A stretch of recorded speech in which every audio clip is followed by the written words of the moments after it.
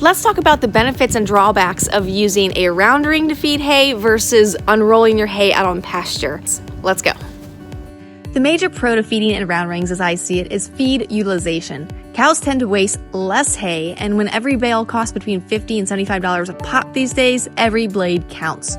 So I will set bales in rings during times right before heavy rains, because if I unroll hay and it gets rained on, my snobby little cows will not eat it. One of the major cons of feeding in round rings is the soil compaction and disruption immediately around the round ring, which usually equals weeds the next growing season. Not only that, but if you do not ever move the rings, one of your most valuable products, aka cow poop, fertilizer, is not being distributed across your fields where it belongs, but you can feed the soil microbiology, which in turn will save you in fertilizer costs in the future. Not only that, metal round rings tend to rust after a few years, and we've actually had a calf break its leg getting it stuck within the round ring itself, so we tend to use the polyplastic tubes now instead of the metal ones. So essentially, feeding in round rings equates to high impact on a small area. Let's talk about unrolling hay next. Some of the pros are, especially with the hilltop method, is that gravity does the work for you. All you have to do is push it down the hill, and no equipment is actually necessary to unroll the hay. Plus, you can set out a couple of weeks worth of hay at a time, which is a huge time and fuel saver.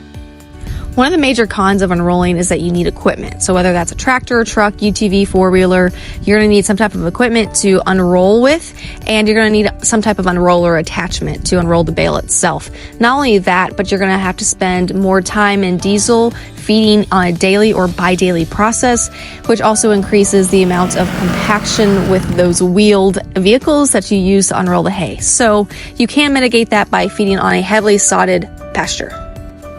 Unrolling hay also makes for a larger dinner table for your herd, which means that the manure is better spread out, and any hay that's not eaten will be spread out over the field so that the soil life can eat it. Essentially, it's a light impact on a larger area. So overall, both of these methods bring fertility to your farming operation, especially if you're buying hay from an outside source and bringing it onto your operation.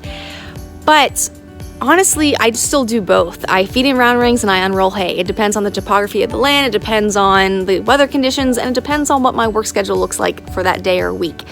And the great thing about farming is that there are many methods to the madness that we create on our farms, and it's up to you to pick whichever method that you choose.